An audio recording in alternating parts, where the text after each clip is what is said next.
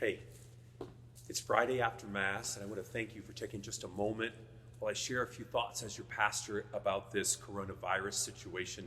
I've taken a few notes so I don't get off track. This has been a tough week for our parish family. In addition to the announcements about the priest assignment changes, we've been hit with this unexpected announcement about the coronavirus taking hold in the United States. I've seen a lot of people and talked to a lot of people, and they're frightened. The shock of this brings me back to 9/11, when so many people flocked to their churches for consolation and hope, but many of you don't even feel comfortable to do that right now and remain safe. But I'm here to tell you, you can stay safe and worship God, be it here or at your home.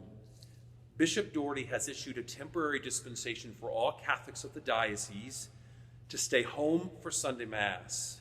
Still, our entire Mass schedule remains unchanged. There's a bit of irony here. Many of the people who should stay home are most often the most faithful people about coming to Mass, be it Sunday or daily Mass. As your pastor, I'm telling you it's okay to stay home and commune with the Lord until the danger passes. You are a great inspiration to me, as you've always been, but we need to remain safe and healthy, and that may mean you have to stay home for Sunday Mass. For those of you who discern to come to Mass, we have special measures in place to help all of us remain healthy when you're at church. You'll notice a simplified yet dignified liturgy that will allow us to worship with minimal risk. So if you should discern not to attend Mass, trust me, I get it. The bishop gets it. You can make a spiritual communion at home, inviting Christ, the Good Shepherd, into your heart.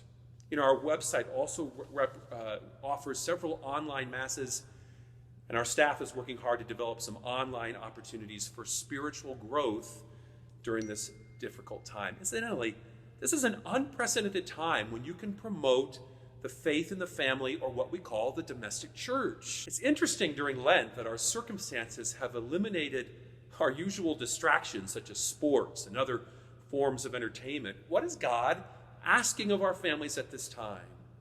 I think it's a unique opportunity to pray together, to play together, to talk together, and to be present to each other during this Lenten season. The Blessed Sacrament Chapel, which is just behind me, will remain open, and we will use our normal media social platforms to talk, to worship, to love each other through this difficult time.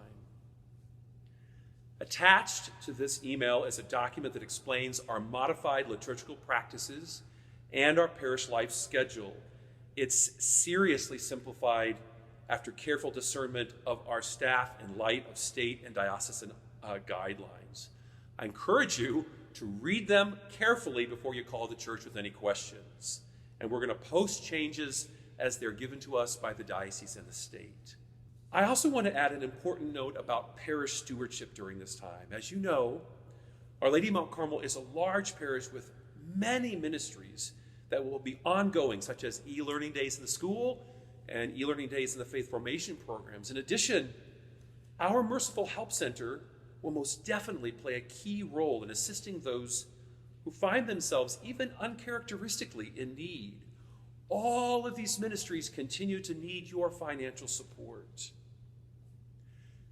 The extent to which our parish will rebound quickly after this virus passes will be contingent upon your ongoing financial and prayer support as we move forward, whether or not you discern that you can come to Mass.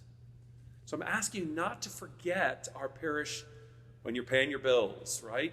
So that we can pay our bills and maintain our ministries as a faith community.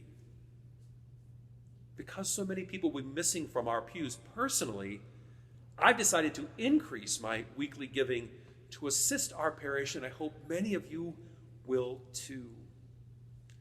St. Francis de Sales once wrote, "Do not look forward about what may happen tomorrow. The same everlasting Father who cares for you today will take care of you tomorrow.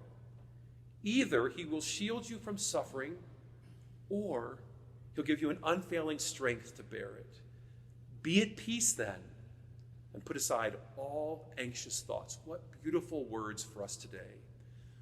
So may God bless all of you, and let us pray for one another during this difficult time.